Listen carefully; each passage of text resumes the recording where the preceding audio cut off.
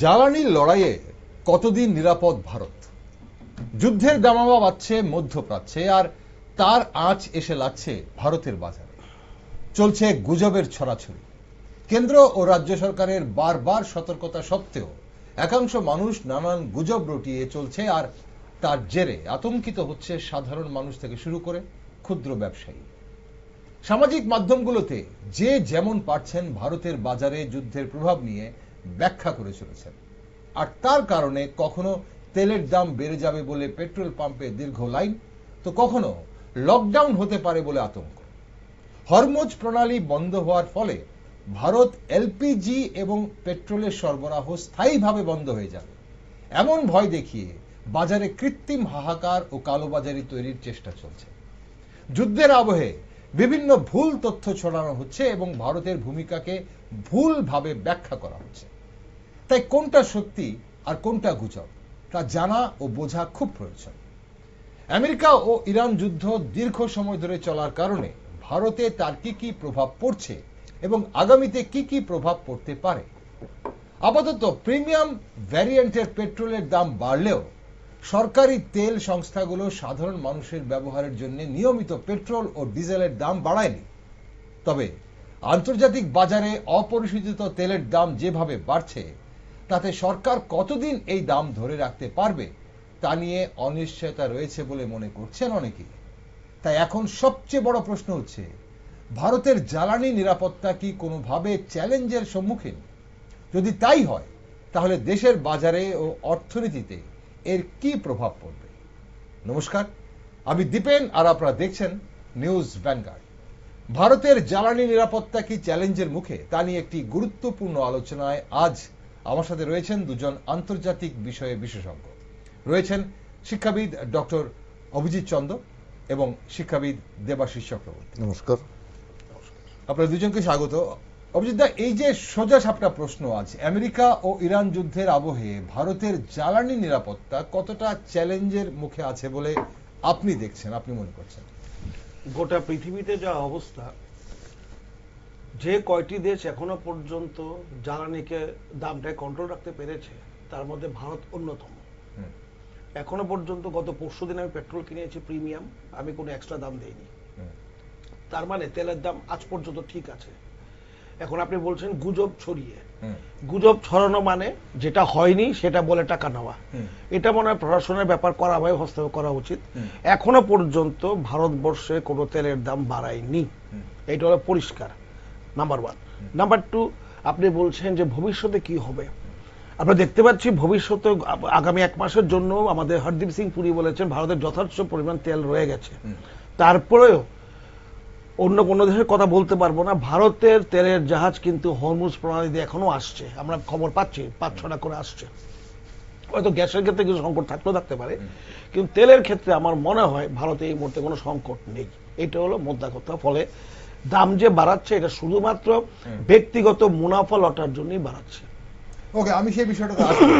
কে গুজব ছড়াচ্ছে, কারা কোন অংশ গুজব ছড়াচ্ছে এবং কোন অংশ এই গুজবের ফায়দা নিচ্ছে, সে বিষয়টাতে আসবো। আমরা দেবাশিস বাবুর কাছে যাবো। দেবাশিস, সরকার বলছে যদি আমেরিকা ইরান যুদ্ধের কারণে হরমুজ প্রণালী দিয়ে সরবরাহ পুরোপুরি বন্ধ হয়ে যায়, তবে ভারত কোন অন্তত 2.5 মাস আমেরিকা এইসব দেশ থেকে তেল আমদানির ব্যবস্থা করার সুযোগ হয়। পাম্পে যে ভিড়, তাহলে এখন নানান ধরনের কথা চলছে। এটা আজকের আমাদের রাজ্যের এবং পাশাপাশি আমার দেশের বাজারে কি প্রভাব ফেলছে? এই পেট্রোল বা ডিজেলের যে দাম বাড়ার সম্ভাবনা আছে, বা এটা আগামী দিনে এর সংকট দেখা দিতে পারে বলে যে একটা কথা বা একটা প্রোপাগান্ডা বা একটা ন্যারেটিভ যেটা চলছে, এটা কিভাবে দেখছেন? সবাইকে নমস্কার। দেখুন, বর্তমানে যে গুজবগুলো, আমি গুজবই বলবো, যেখানে পেট্রোলিয়াম মন্ত্রী হরদীপ সিং পুরী যেখানে স্টেটমেন্ট দিয়েছেন, এছাড়া আরো সরকারের তরফ থেকে অনেকেই এই ব্যাপারে মতামত জানিয়েছেন, সেখানে কিন্তু কোথাও উদ্বেগের কথা বলা হয়নি। যেটা বলেছেন যে আমাদেরকে একটু নিজেদেরকে কন্ট্রোল করতে হবে, আমরা যেরকম ভাবে কোভিডের সময় নিজেদেরকে কন্ট্রোল করে আমরা চলেছিলাম সেরকম করতে হবে। তারপরে আমরা লক্ষ্য করেছি বিভিন্ন রাজনৈতিক দল এটাকে নিয়ে অপপ্রচার করতে শুরু করে। আমি দলগুলোর কথা বলছি না, আমি একটা জিনিস বিশেষ করে লক্ষ্য করছি যে কোভিডে কিন্তু আমরা সবাই একসাথে আমরা লড়েছিলাম, হ্যাঁ, আর তার ফলটা আমরা দেখতে পাই ভারতের মতো একটা জনবহুল দেশে এরকম মারাত্মক কোভিড আক্রমণ হওয়ার পরও আমাদের ফ্যাটালিটি রেট কিন্তু পশ্চিমা বিশ্ব, আমেরিকা এবং এশিয়ার কিছু দেশ আছে ওদের থেকেও কিন্তু আমাদের মানে ফ্যাটালিটি রেট অনেকটাই কম। আমরা এককভাবে লড়েছিলাম, দেশের কথা ভেবেছিলাম। বর্তমানে যে পরিস্থিতি শুরু হয়েছে, যেটা ইরানের সাথে আমেরিকা এবং ইসরায়েল যে লড়াইটা শুরু হয়েছে, সেটাতেও দেখুন ভারতের বলে নয়, এশিয়ার দেশগুলোর যে তেলগুলো আছে সেগুলো প্রায় 50% বা 60%-এর কাছাকাছি প্রায় প্রত্যেকটা দেশে ইন্ডিয়ান এভারেজ কিন্তু হরমুজ স্ট্রেইট ব্যবহার করা হয়। যেহেতু এরকম একটা সংকট যে ওখানে ইরান বোম্বিং করছে বা বিভিন্নভাবে আক্রমণ করছে, তো এখানে একটা সাপ্লাই লাইনের উপরে একটা প্রভাব পড়েছে। তো এখন এই ব্যাপারটা হচ্ছে কি, আমাদের নিজেদের মধ্যে এরকম ভাবে রাজনীতিক মাইলেজ নেওয়ার সময় নয়, আমাদের কিন্তু এখন এককভাবে পরিস্থিতি সামলাতে হতে হবে। এখানে যেমন দেশের সরকারকেও কঠোরভাবে সবকিছু নিয়ন্ত্রণ করতে হবে, ঠিক তেমনি বিরোধীরা যারা থাকবেন ওদেরকেও সেই দায়িত্ব নিয়ে কাজ করতে হবে। সবসময় তো আর ভোটের রাজনীতি করলে হয় না, এবং সেখানে আপনি যদি দেশে যদি কিছু করতে না পারেন তাহলে আপনারা কি রাজনীতি করবেন? বর্তমানে যেটা দেখছি এটা টোটাল প্রোপাগান্ডা চলছে। সরকার বলছে আমার তেল আছে, এবং প্রতিনিয়ত ডক্টর চন্দ্র বললেন যে প্রতিনিয়ত আমাদের কিন্তু 2, 3, 4 ট্যাঙ্কার আসছে। আমরা বিভিন্ন মিডিয়াতে আমরা এই ছবিগুলো পাই। আমি জানি না কতটা সত্য বা মিথ্যে, কারণ এরকম রিলায়েবল সোর্স কোথাও আমরা খুঁজে পাই না। আজকাল মিডিয়াতে আমরা দেখি বা সোশ্যাল মিডিয়াতে অনেকে অনেক কিছু ভিডিও আপলোড করে দিচ্ছেন বা এগুলো বলছে যে এরকম এরকম এরকম, কতটা সত্য মিথ্যা আমরা কিন্তু সেরকম ভাবে কেউ জানি না। তো আমি বলবো এই সময় আমাদের প্রত্যেকের উচিত যে আমরা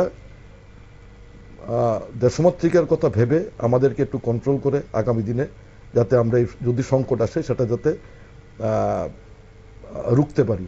এবং একটা গুজবের জন্য কি হয়েছে আগরতলায় কিছুদিন আগে আপনারা দেখেছেন, পেট্রোলের জন্য হাহাকার, বিশাল বিশাল লাইন, 1 কিলোমিটার 1.5 কিলোমিটার লাইন, কি পেট্রোল নেই কোথায়? আজকে তো আপনি যান রাত 10:30, 11টা পর্যন্ত যে কোনো পেট্রোল পাম্প, অনেক পাম্পই খোলা থাকে, আপনি যান গিয়ে নিয়ে আসেন, আপনি 5 জন পাবেন কিনা সন্দেহ।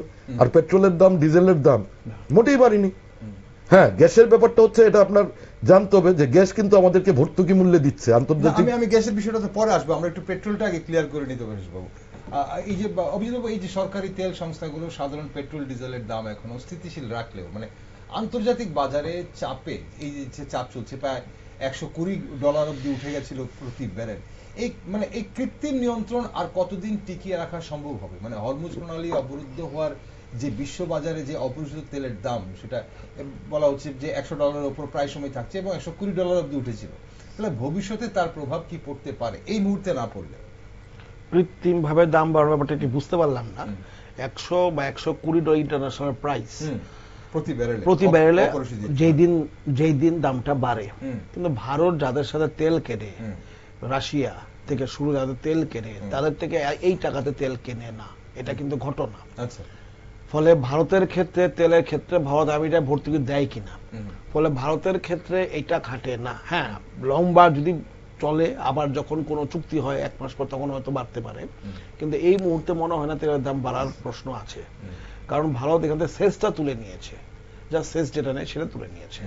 ফলে ভারত ইন্টারন্যাশনাল বাজারে তেল কিভাবে কেনে, কে কাকে দেয়, পাকিস্তান ফ্রিতে পেত, এখন পাকিস্তান ফ্রিতে পায় না, বাংলাদেশে অনেক কম দামে পেত, এগুলো অনেক ব্যাপার আছে। ইন্টারন্যাশনাল প্রাইসে $100 মানে সব দেশ এইটা। চীন সবচেয়ে সস্তা তেল কিন্তু ইরান থেকে, চীনের সবচেয়ে সস্তায় তেলে চুক্তি আছে $50, $40, এরকম আরো বেশি কম দামে, কিন্তু তখন ইন্টারন্যাশনাল প্রাইস $80 ছিল। ঠিক একইভাবে ভারতকে ওই মনে হয় না সব তেল ওই টাকায় কিনতে হয়। আমি বলছি না সব তেলই কম ডলারে কেনে, কিন্তু প্রায় অনেকখানি ভারত তেলই এত ডলার দিয়ে না, ভারত এটা কিনতে হয় না। $120 না, এটা ভুল কথা যে ভারত সবসময় কিনতে হয়, তাহলে ভারত পক্ষে অসুবিধা হবে সেটা। কারণ এইটাই হলো ইন্টারন্যাশনাল পলিটিক্স।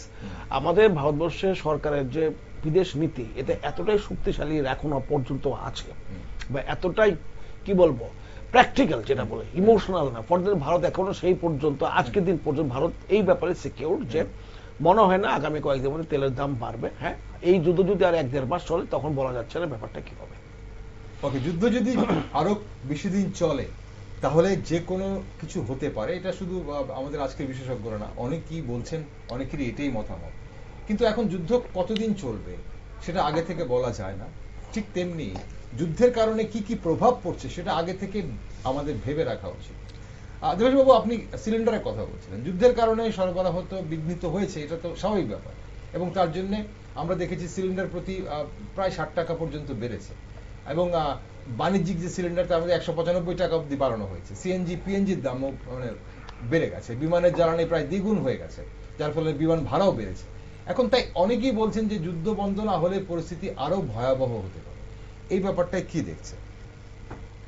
দেখুন, যুদ্ধ যদি বন্ধ না হয় পরিস্থিতি ভয়াবহ হতে পারে, এটা একদম সত্যি কথা।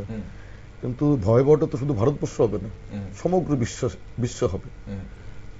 সেখানে ইরান যেমন সাফার হবে, ঠিক তেমনি আমেরিকাও সাফার হবে, চীন সাফার হবে, ভারত যারা উন্নত বিশ্বের, যারা অর্থনৈতিকভাবে শক্তিশালী, যারা ওরা অবশ্যই সাফার হবে। এবং সবার আগে যেটা করতে হবে, যাতে আমাদের এই যে বর্তমানে যে আমরা ভুগছি সেটা যাতে দীর্ঘস্থায়ী না হয়, তার জন্য ইমিডিয়েট যুদ্ধটা বন্ধ হওয়া উচিত। তবে ভারত সরকার, আমাদের যে ভারতের যে নির্বাচিত সরকার আছে, তার ডিপ্লোম্যাটিক চ্যানেল সাম্প্রতিককালে এতটাই শক্তিশালী হয়েছে, তার ইম্প্যাক্ট কিন্তু আমরা বিভিন্ন সময় বিভিন্নভাবে দেখতে পাচ্ছি। ইরানের স্যাংশন লাগিয়েছিল তেলের উপরে, এটা তুলেছে 1 মাসের জন্য, ভারত কিন্তু ওখান থেকে তেল নিচ্ছে। ঠিক আছে, আমরা এটাও দেখেছি যে রাশিয়া তেল পাঠাচ্ছিল কোনো একটি দেশে, আমি দেশটার নাম বলছি না, সেই ট্যাঙ্কারগুলো ঘুরে ইন্ডিয়াতে ঢুকে গেছে। ভারতের একটা, আমি এই কথাটা এই কারণে উল্লেখ করলাম, বর্তমানে ভারতের বিদেশ মন্ত্রক খুব মানে ট্যাক্টফুললি, ইমোশনালি নয়, প্র্যাকটিক্যাল ওয়েতে কাজ করছে, যার ফল আমরা পাচ্ছি। এখনো কিন্তু আমরা ভুগছি না, কিন্তু এমনও আমাদের প্রতিবেশী দেশগুলো আছে বা শক্তিশালী দেশও আছে যারা তেলের জন্য হাহাকার করছে এবং এটার জন্য ওরা চিন্তিত। ভারতের আরেকটি অ্যাডভান্টেজ যেটা আমেরিকা তো নেই, সেটা হচ্ছে ভারতে কিন্তু রিফাইনারি, বড় বড় রিফাইনারি আছে যারা প্রতিদিন কয়েক লক্ষ ব্যারেল অপরিশোধিত তেল রিফাইন করছে।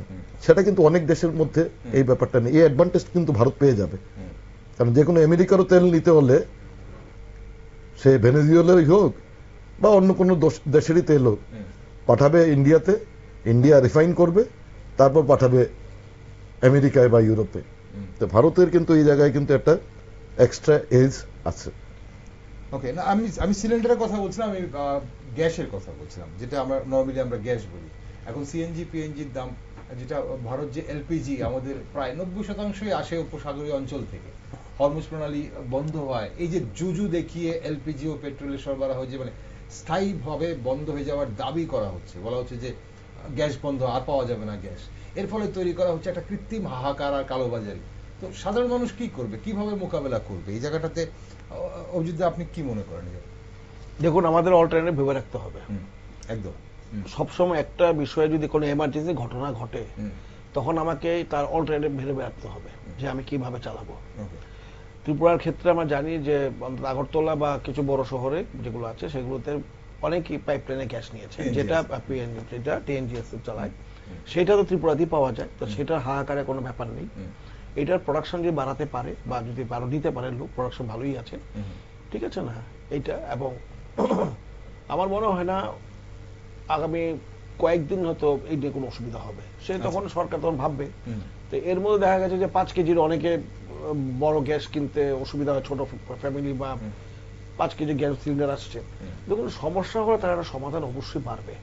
আজকের দিনে দাঁড়িয়ে আমাদের মনে হয় না যে গ্যাসের ক্ষেত্রে সাংঘাতিক কিছু ভাবা দরকার। আচ্ছা, কারণ না, গ্যাসের ক্ষেত্রে সরকার প্রথম থেকে যে পদক্ষেপ নিয়েছে, এই যে ধরুন যে টাকাটা বৃদ্ধি করা হয়েছে 195 টাকা বাণিজ্যিক সিলিন্ডারে, এবং এমনিতে নর্মাল সিলিন্ডারে 60 টাকা বৃদ্ধি করা হয়েছে, সিএনজি পিএনজির দাম বাড়ানো হয়েছে, এবং তারপর হচ্ছে রেশনিং করা হয়েছে, এবং সেখানে বলা হয়েছে আগে যেটা 21 দিনের মধ্যে বুক করা যেত, এখন এটা 25 দিন, বিভিন্ন জায়গা আরো বেশি, মানে গ্রাম অঞ্চলে আরো বেশি দিন সময়, এই জিনিসগুলো কি মানে আগে থেকে সতর্ক হয়? এবং এটা যেটা আপনারা বলছিলেন যে দেবাশিস বাবু যেটা বলছিলেন যে কোভিডের সময় আমরা যেভাবে লড়াই করেছি একসঙ্গে, এটা কিন্তু হরমুজ বন্ধের সাথে বড় রাখবেন। পৃথিবীর সবচেয়ে বড় গ্যাস উৎপাদন করে কাতার। কাতারের যে গ্যাস ফিল্ড, যেটা থেকে সবচেয়ে বেশি পৃথিবীর সর্বোচ্চ উৎপাদন হয়, সেটাতে ইরান মিসাইল মেরে ধ্বংস করেছে, অনেকখানি বন্ধ হয়ে গেছে এটা। ফলে শুধুমাত্র হরমুজ প্রণালী বন্ধের জন্যও না, যেখান থেকে সবচেয়ে বেশি গ্যাস সরবরাহ পৃথিবীতে হয় সেই অঞ্চলগুলি কিন্তু আপনার এই যুদ্ধে ক্ষতিগ্রস্ত হয়েছে। ফলে কারণ ক্ষতিগ্রস্ত হলে তো ভারত, যেহেতু ভারতে খুব কম হয়, ভারতকে নিয়ে আসতে হয়, এবং যে দেবে তার কাছে না থাকে, তো অটোমেটিক জিনিসের দামটা বাড়বে। সেটা শুধুমাত্র যে মানে কোন সরকারি দাম বাড়ায় না, এটা ডিমান্ড এন্ড সাপ্লাইয়ের ব্যাপার। হরমুজ প্রণালীর সমস্যা তো বটেই, তার সাথে কাতার সবচেয়ে বড় গ্যাস পৃথিবীতে রপ্তানি করে। সেইটাতে ইরান গত 4-5 দিন আগে বোধহয়, হ্যাঁ 5 দিনই হবে, আরো বেশি মিসাইল মেরেছে, ফলে প্রচুর ধ্বংস হয়েছে। এবং ইউএই যেটা আছে, বাহরিন, যেখানে যেখানে গ্যাসগুলি রপ্তানি হয়, গ্যাস পেলে তো হবে না, এটা তো একটা হাইলি টেকনিক্যাল ব্যাপার, যেগুলো রপ্তানি হয় সে পোর্টগুলোতে মেরেছে। ফলে গ্যাস আছে, গ্যাসের স্টোর আছে, কিন্তু জাহাজে তুলবে যে পাইপলাইন দিয়ে সেটা উড়িয়ে দেওয়া হয়েছে, এরকম ঘটনা ঘটেছে। ফলে একটা ক্রাইসিস শুরু হয়েছে।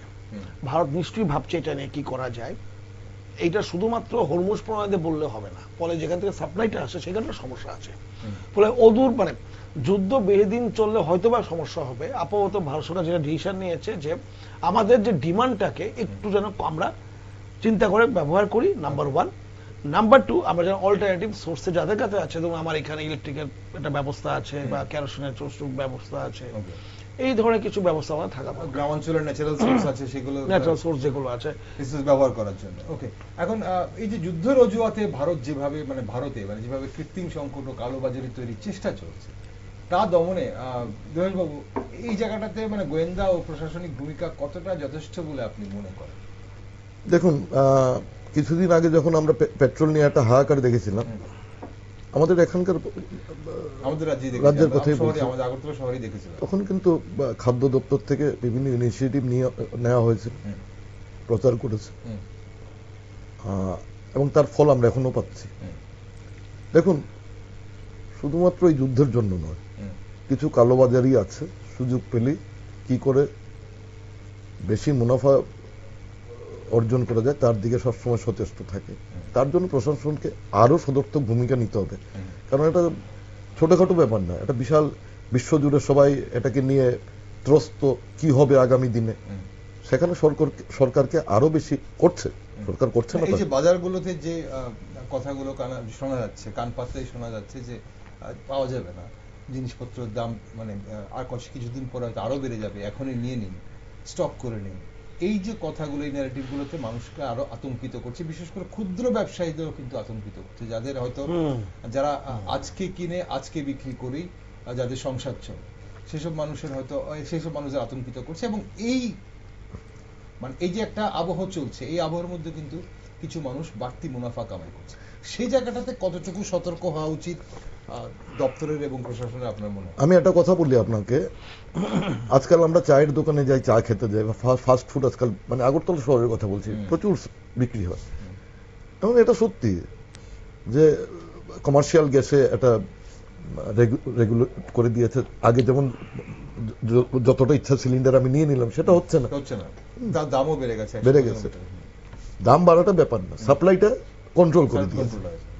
এবার ওখানে গেলে পরে, দাদা গ্যাসের যা অবস্থা দেখছেন তো, তো লোকে কি হয়, এগুলো দ্বারা ইনফ্লুয়েন্সড হয় যে সারলো, কিন্তু ওর বাড়িতে কিন্তু গ্যাস আছে বা অল্টারনেটিভ কোনো একটা সোর্স আছে, কিন্তু এই প্যানিক হয়ে যাচ্ছে যে গ্যাস পাওয়া যাবে না। এটা কিন্তু একটা এই চায়ের দোকান বা ফাস্ট ফুডের দোকান বা এগুলো কিন্তু সিলিন্ডারের কালোবাজারি হচ্ছে। এবার দেখুন, সরকার কিংবা সরকারের অধীনস্থ খাদ্য দপ্তর বা ভিজিলেন্স বা অন্যান্য যেসব রিলেটেড যে দপ্তরগুলো আছে, ওদের তো ক্যাম্পেইন করতে হবে। এবং এরকম সময়ে, কোভিডের সময় কি হয়েছিল, আপনি যদি কোভিড রুল ব্রেক করতেন, আপনার কিন্তু কিছু একটা আপনাকে আইন অনুযায়ী পানিশ করা হতো, পানিশ করা হতো। শাস্তি প্রদান করা হচ্ছে। আপনি কিন্তু এখানে অধিক মুনাফার ব্যাপার না, এখানে কিন্তু অনেক অনেক লোককে ভীত সন্ত্রস্ত মানে ভোগাচ্ছেন। এটাকে মানে সরকারকে তীব্রভাবে দমন করতে হবে, কিন্তু সরকার একা পারবে না, মানুষকেও ইউনাইটেড হতে হবে, মানুষের মধ্যেও সেই ব্যাপারে ভাবতে হবে এবং সরকারকে সাপোর্ট করতে হবে। এবং শুধু মানুষ নয়, তার সাথে আমাদের এখানে যারা বিভিন্ন রাজনৈতিক দলগুলো আছে, এখানে কিন্তু ইউনাইটেড, এখানে শুধু আপনার ভোটের লড়াই লড়লে হবে না, ভোটে কি মাইলেজ পাবো কি পাবো না, সরকারকে আমি কোন ঠাসা করছি করে সরকারকে তুমি ডিফেম করবে, কিন্তু তুমিও কিন্তু খুব একটা ভালো মাইলেজ পাবে না। সাধারণ মানুষ কিন্তু সবগুলোকে বলবার এরা তো ফালতু, এই সময়ে ওরা এখনো এসব রাজনীতি করে যাচ্ছে। তো সবাইকে একসাথে, যেরকম ভাবে কোভিডে যেটা প্রধানমন্ত্রী বলেছেন, আমাদের অর্থমন্ত্রী বলেছিলেন যে আমাদেরকে সেরকম ভাবে এটাকে ফেস করতে হবে। এর মানে এই নয় যে ওই বেরোতে পারবো না, রান্না হবে না, কিন্তু ওটাকেও তো মিস ইন্টারপ্রেট করেছে। ঠিক লকডাউনের গুজব ছড়ানো হচ্ছে, এটাই তো মিস ইন্টারপ্রেট। এখন সেটা লকডাউনের গুজব ছড়ানো হচ্ছে। অনেক মানুষ এখন লকডাউন সম্পর্কে তাদের যা একটা ধারণা, সেই আগের লকডাউন, কোভিডের লকডাউন, মানুষ ভাবছে এই ধরনের লকডাউন হবে। তো যাই হোক, এই গুজবগুলো ছড়ছে। এটা পাঁচটা বুঝতে হবে তো যে ওনারা কোন সেন্সে বলেছেন। লকডাউনে আমরা কি করেছিলাম, আমরা নিজেদের রেস্ট্রিক্ট করে দিয়েছিলাম, আমরা আননেসেসারি ইউজ করি, খরচ করি। ঠিক সেই জায়গায় দাঁড়িয়েই দর্শক বন্ধুরা, যে আমাদের আজকের এই আলোচনার মূল উদ্দেশ্য এই জায়গাটাতে, যে গুজবগুলো ছড়ছে এবং সেই গুজবগুলো ছড়ানোর ফলে মানুষের মধ্যে যে আতঙ্ক হচ্ছে, এবং সেটারই কিন্তু ফায়দা নিচ্ছে একাংশের কালোবাজারি এবং একাংশের অসাধু ব্যবসায়ীরা যারাই কাজ করছে। তো আপনাদের কাছে এই ধরনের কোনো ধরনের খবর থাকলে যেখানে আপনার মনে হবে যে না, এখানে গুজব ছড়ানো হচ্ছে বা কালোবাজারি করার জন্য এই ধরনের প্রপাগান্ডা চালানো হচ্ছে, অবশ্যই প্রশাসনের নজরে নিয়ে আসুন বা সংবাদ মাধ্যমের নজরে আপনারা অবশ্যই তা আনবেন। যদি আমরা একটু অন্য বিষয়ে যাই, যুদ্ধের আবহে এই যে ডলারের বিপরীতে টাকার যেটা রেকর্ড পতন, মানে সেটা কেন হচ্ছে? মানে আজ আমরা এক মার্কিন ডলার দেখছি 93.11 এখন এই পতন কেন ঘটছে? আর এই মুদ্রাস্ফীতি মানে ভারতের মানুষের জীবনযাপন, বিশেষ করে মধ্যবিত্তদের জীবনযাপন কতটা মানে স্থায়ীভাবে বদলে দিতে পারে? এর আগে একটু কথা বলে নেই। কালকে যখন বাজারে গেছিলাম, আমি শুনতে পেয়েছি এটা, যে আমরা দামটা মনে একটু বাড়লো 1 টাকা না 2 টাকা, বলে হ্যাঁ স্যার ওই তো নির্বাচন। এবং নির্বাচনের সাথে কি সম্পর্ক, এটাও খেয়াল রাখবেন। ঠিক, নির্বাচন এটাও খেয়াল, ইদানিং কিন্তু বলছে নির্বাচন বা নির্বাচন চলছে, তো এইটা কিন্তু একটা ফলস নেগেটিভ। নির্বাচন জন্য আবার এক্সট্রা কি? আমি বললাম যে আপনার নির্বাচন তো ত্রিপুরাতে না, নির্বাচন অন্য জায়গাতে না, ওই আসে না, এগুলো চেক টেক হয়। বলি চেক হয়, রাস্তা দিয়ে আসবে পুলিশের চেক, মানে দেখান তো এই কিছু একটা মানে আনওয়ান্টেড কিছু আছে কিনা, কারণ এটা তো আপনি ফিরিয়ে প্রশ্ন করেছেন, 10 জনের মধ্যে 9 জনই তো ফিরিয়ে পশ্চিমবঙ্গ আসাম হয়ে আসে। আচ্ছা, আসাম ইলেকশন তো হয়ে গেছে, ফলে আসাম এখন মুক্ত হয়ে গেছে। তো এইগুলো কিন্তু ফলস নেগেটিভ। নির্বাচনের জন্য কিন্তু কোথাও কাউকে আটকাচ্ছে না। আপনি ট্রাকে করে আসছেন, মাল নিয়ে আসছেন, দেখাবেন চালান ত্রিপুরাতে বা নাগাল্যান্ডে আপনার ছেড়ে দেবে, এটা চেক টেক করবে যে এটার মধ্যে কোনো ড্রাগস বা কোনো এমন কোনো আছে কিনা। কিন্তু অনেকে দেখছি এইটা ওটা নেগেটিভ কিন্তু অনেকে ছাড়ছে ওই কালোবাজারি করার জন্য। এটা আস্তে করে বলে, প্রকাশ্যে বলে না। তা আপনি পাল্টা প্রশ্ন চুপ করে গেছে, তখন না ঠিক আছে আপনি, আমি তো 3 দিন আগে দামে নিলাম, না না নেন, তখন ব্যাক ট্র্যাক করলো। মানে বোঝা গেল লোক বুঝে, যদি বলে ও আচ্ছা তাই নাকি, তাই দেন, মানে আপনাকে চ্যালেঞ্জ করতে হবে। তাই বললাম যে কতজন মানুষ তার ফিরিয়ে করছে, চ্যালেঞ্জ করছে, এটা কিন্তু খেয়াল রাখবেন। ঠিক, এবং সেটা সবাইকে করতে হবে। মানে যেটা বলছেন যে সবাইকে করতে হবে, যে এই মুহূর্তে জিনিসপত্রের দাম বেড়ে যাওয়ার কোনো, যদি না এমআরপি তে সেটা দাম বাড়ানো থাকে, কোম্পানি কোনোভাবে বাড়িয়ে থাকে, কিন্তু সেই জায়গাগুলোতে দাম না বাড়ানোর এখন মানে নির্বাচন দাম বাড়বে না জিনিস, এটা কোনো বাজে, একদম বাজে এর জন্য এই মুহূর্তে পেট্রোল ডিজেলের এমন কোনো দাম বাড়েনি যার জন্য সেখানে জিনিসপত্রের দাম বাড়তে পারে। ঠিক। আর যেটা আপনি বললেন ডলারের কথা, ডলারের পতনের কারণ কি? কারণ সেটা নিয়ে অনেকেই চিন্তিত যে মানে ডলারের পতন নয়, মানে ভারতীয় মুদ্রা যে 93.11 আজকের তারিখে, এটার কারণ এটা হলো কি আপনার ইন্টারন্যাশনাল মার্কেটে ডিমান্ড এন্ড সাপ্লাইয়ের মধ্যে আসে। দেখা গেছে যে এই ইরান বা এই যুদ্ধের ফলে ডলারটা এমনিতেই কিন্তু উঠে আছে, আচ্ছা, নাম্বার 1, কারণ স্ট্রং পজিশন দেখাচ্ছে। আর মনে রাখবেন, ভারত কিন্তু আস্তে আস্তে করে এক্সপোর্ট ওরিয়েন্টেড ইকোনমি দিয়ে যাচ্ছে, অর্থাৎ ভারতের মাল বাইরে বিক্রি হচ্ছে। যদি টাকার দাম পড়ে যায়, তাহলে এক্সপোর্টে মানে যখন রপ্তানি করে তার দামটাও কমে যায়। আচ্ছা, আমেরিকার সাথে ভারতের একটা বাণিজ্যের সমস্যা ছিল, ফলে ভারতকে কিছু জিনিস ব্যাপারে আমেরিকার সাথে দর কষাকষি করে আমেরিকাও ছেড়ে দিয়েছে, ভারতকেও এখন রপ্তানি আমদানি করতে হবে বাইরের দেশ থেকে। সেইখানে দেখবেন যে ডলার তোলার টাকার দামটা পড়ে যায়, সেই জিনিসগুলির দাম ভারতে বেশি দামে বিক্রি হবে। যদি ইম্পোর্ট করতে হয় আমাকে, যেই টাকা দিয়ে আমি ইম্পোর্ট করি $1, এটা দাম হতে ধরুন 70 টাকা, এখন $1 যেটা আপনি আমেরিকাতে নিয়ে আসবেন, এটা যেমন 93 রুপিস, মানে 70 টাকা আগে ছিল 78 রুপিস ডলার ব্যাগটা, এখন গত 1 বছর আগে এখন 93 এরকম কিছু। তো গত বছর যেটা আমি $1 যেটা আমদানিকৃত পণ্য আমেরিকা থেকে বা অন্য জায়গা থেকে আসছে, সেটা ভারতের মার্কেটে আসবে, তখন এটা 78 টাকা বিক্রি হবে না, এটা তখন হবে 93 রুপিস। ফলে আমরা যখন আমদানি করব তখন সেটার দাম বেড়ে যাবে, আর যখন রপ্তানি করব তো সেটার দাম কমে যাবে। ফলে এই ব্যালেন্সটা বোধহয় মেনটেন করার জন্য এই ব্যাপারগুলো ঘটছে। আরো অনেক কিছু এর মধ্যে থাকতে পারে, কিন্তু তার জন্য কি গত 1-2 মাসে বা 4 মাসে কি সাংঘাতিক কিছু বেড়েছে? আমি তো সাংঘাতিক কিছু বাড়ানো, খাবারের দাম তো এত সাংঘাতিক বাড়েনি না। আমার বক্তব্য এটা অনেকেই বলছেন যে এই মুহূর্তে যদি কোনো প্রভাব নাও পড়ে থাকে, শর্ট টার্ম যদি কোনো প্রভাব নাও পড়ে থাকে, অন দ্য লং টার্ম একটা কোনো প্রভাব লং টার্ম পড়বে কিনা সেটা নিয়ে অর্থনীতিতে পড়বে। আমি মনে করি এটা ভারতকে এক্সপোর্ট যে ওরিয়েন্টেড অর্থনীতি ভারত যাচ্ছে, অর্থাৎ ভারত বাইরে প্রচুর পরিমাণে রপ্তানি করবে, আমদানির যে দাম জিনিসগুলো হবে সেগুলির দাম বাড়বে, রপ্তানি যেগুলো করবে সেগুলোর দাম করবে। সেই অর্থে আমার মনে হয় এটা ভারতের পক্ষে ভালোর দিকেই যাবে, কারণ বেশি টাকা তখন ভারত আয় করতে পারবে, নাম্বার 1।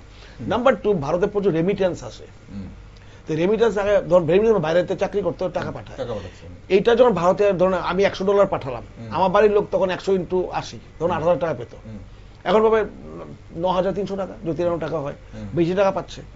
ফলে আমার মনে হয় লং টার্মে গিয়ে ভারতের সেভাবে মুশকিল যেটা হবে, যেগুলি একদম আমদানি নির্ভর, পেট্রোল, গ্যাস বা অন্যান্য যেগুলি আছে, সেই ক্ষেত্রে প্রভাব পড়তে পারে। কিন্তু ভারত খুব বুদ্ধি করে সেগুলো কম দামে ভোজ্য তেল তো ভারত আমদানি করছে, তাহলে সেখানে বলা হচ্ছে ইলেকট্রনিক পার্টস বা ভোজ্য তেল এগুলো আমদানি করছে। হ্যাঁ, কিছু ক্ষেত্রে হতে পারে না, কিছু যেগুলো আমদানি নির্ভর সেগুলোতে পড়বে, এটা অবশ্যই আপনি ঠিকই বলেছেন, যেগুলো আমদানি নির্ভর সেগুলিতে পড়বে। কিন্তু ভারতের খুবই কম খাবারের যে আমদানি হয়, এখন অবশ্য করছি আমরা, সেই ক্ষেত্রে হয়তো পড়বে।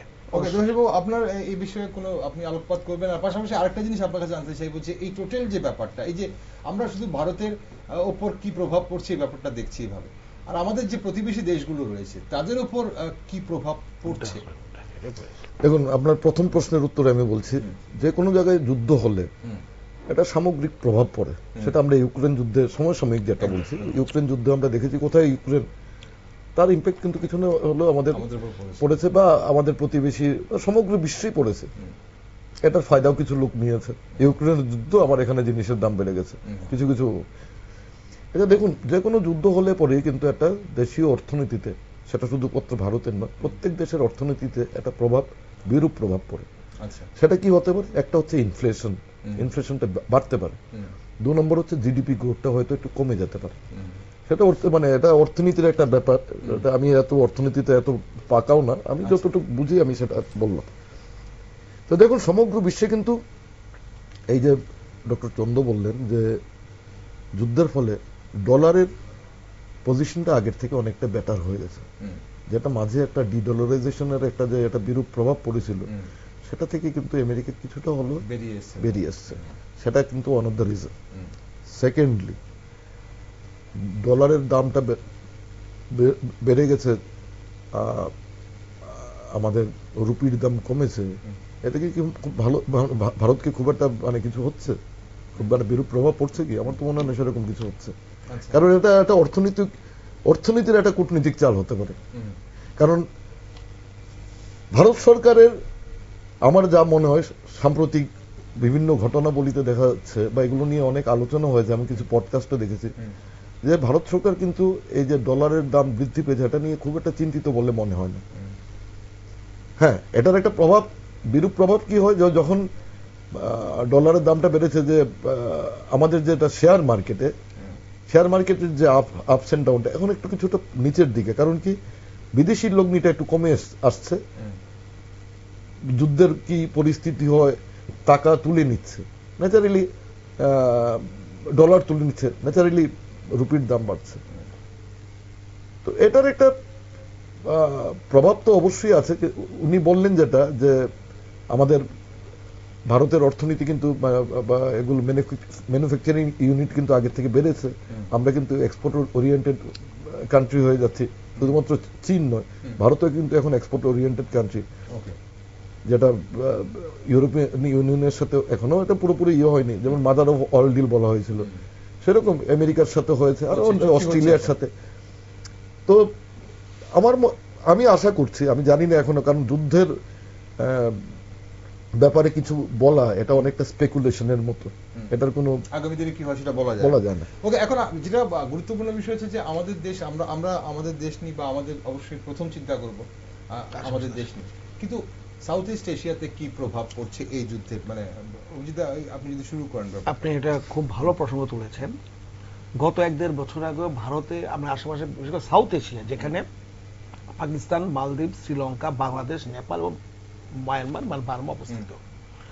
গত 1-1.5 বছরে দেখছিলাম কোথাও এন্টি ইন্ডিয়া, কোথাও ইন্ডিয়া গো ব্যাক, কোথাও চায়না দাপিয়ে বেড়াচ্ছিল। গত 3-4 মাসে, গত 1 মাসের মধ্যে পুরো সিনারি চেঞ্জ হয়ে গেছে। বাংলাদেশের ফরেন মিনিস্টার দৌড়ে ভারতবর্ষে আসছে, আমাকে তেল দিন। কারণ নর্মাল সিচুয়েশনে আপনি বুঝতে পারবেন না আপনার কোথায় সুবিধা অসুবিধা আছে। যখনই এই যুদ্ধ শুরু হলো, সমস্যা যখন অবস্ট্রাকশন হয়ে গেল, মনে রাখবেন যেটা দেবাশিস বাবু বলছিলেন, ভারতবর্ষে পৃথিবীতে একটা খুব ভালো জায়গায় আছে, তার প্রচুর পেট্রোলিয়াম শোধনাগার আছে। শুধু শোধনাগার নয়, পৃথিবীর যে তেলগুলো পাওয়া যায় এক একটি এক এক কোয়ালিটির।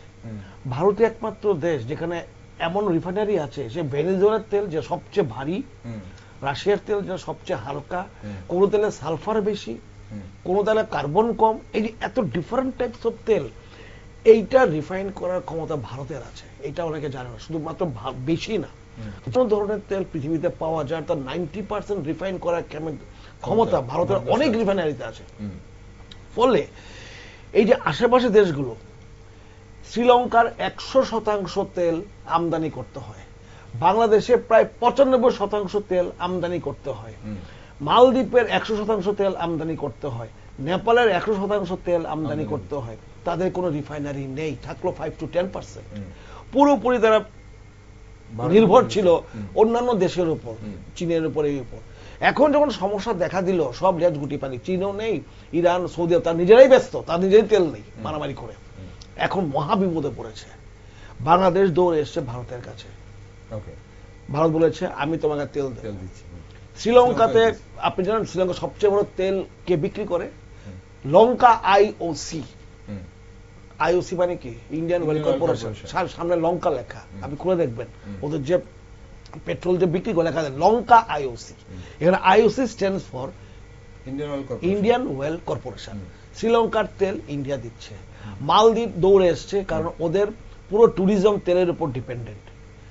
যখনই আরবের দেশে গন্ডগোল হলো, প্রচুর ফ্লাইট বাতিল হয়ে গেছে, কারণ এখানে মিসাইল মারছে, সৌদি আরব থেকে কোনো তেল আসছে, প্রচুর লোক মিডল ইস্ট থেকে আসতো আপনার মালদ্বীপে, সেই প্লেনগুলো বন্ধ হয়ে গেছে, জাহাজ বন্ধ হয়ে গেছে, টুরিস্ট আসছে না, তেলও নেই। বলে ও এসছে ভারতের কাছে, হাতে পায়ে ধরেছে আমাকে তেল দাও। ফলে সাউথ ইস্ট এশিয়াতে এখন যখন এরকম একটা ক্রাইসিস পিরিয়ড, এখন চীন নেই, যেমনটা কোভিডের সময় ছিল, কোভিডের টিকার জন্য সব হাহাকার করছিল। ফলে এখন ভারতের চারপাশে সাউথ এশিয়াতে, ইস্ট এশিয়াতে অনেক আফ্রিকান কান্ট্রি ভারতের সাহায্য চেয়েছে। তারা পেট্রোলিয়াম চায়, মানে তেল চায়, মানে যেটা অপরিশোধিত তেল, সেটা দিয়ে তাদের হবে না, কারণ রিফাইন করার ক্ষমতা নেই।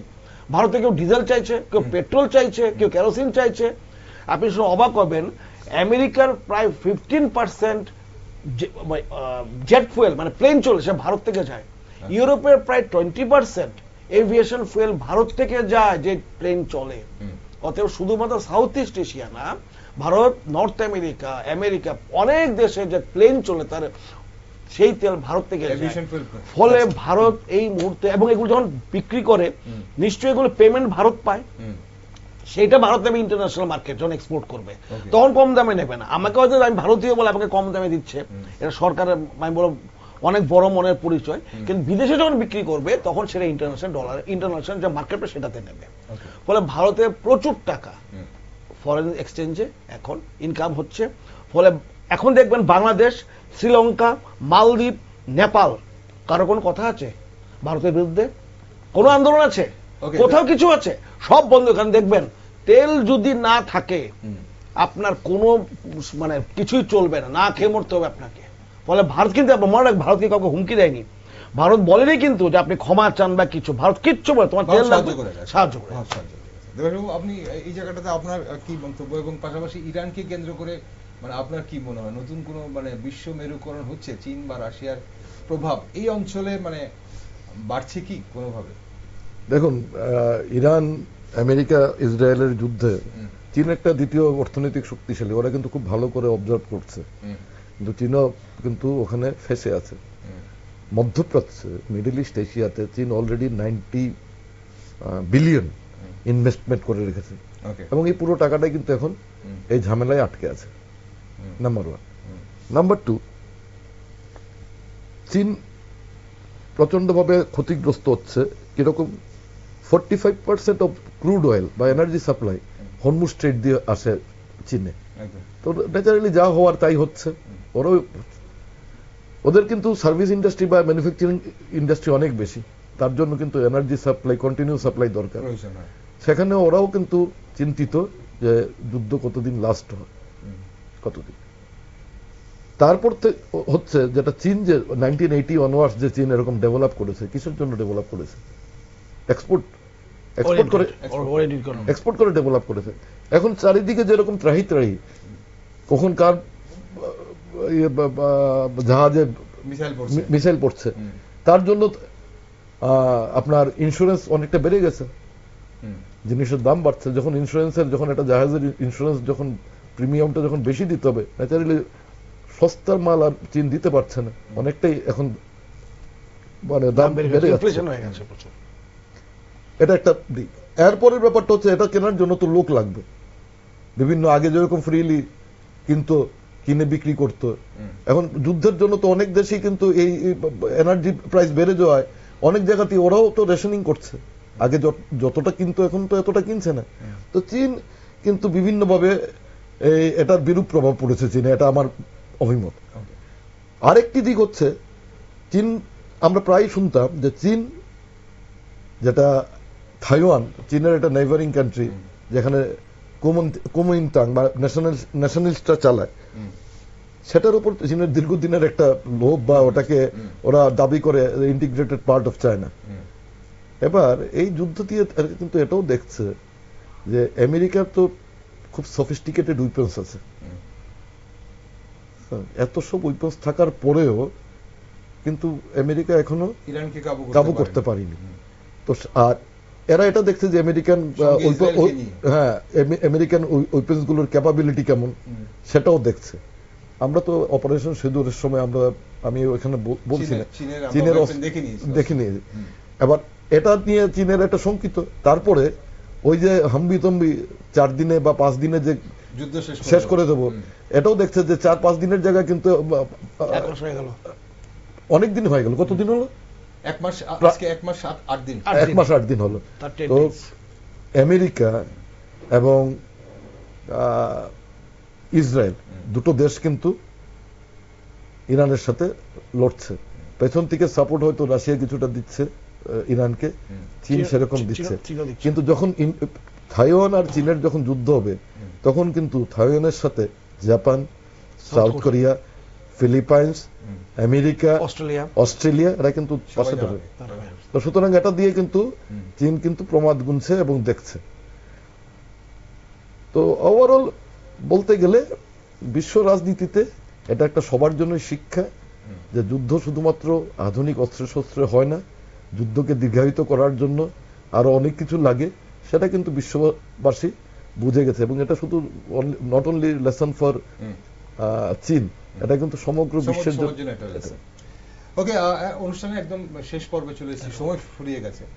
আপনি দেখবেন এই যুদ্ধের প্রভাব পাকিস্তানে লকডাউন দিয়ে দিয়েছে, বাংলাদেশে সন্ধ্যাবেলা সব মার্কেট বন্ধ করতে বলে দিয়েছে, অনেক দেশে শ্রীলঙ্কায় বোধহয় ওয়ার্ক টু হোমে দিয়ে যেতে বলেছে, ভারত কিন্তু কিচ্ছু করেনি।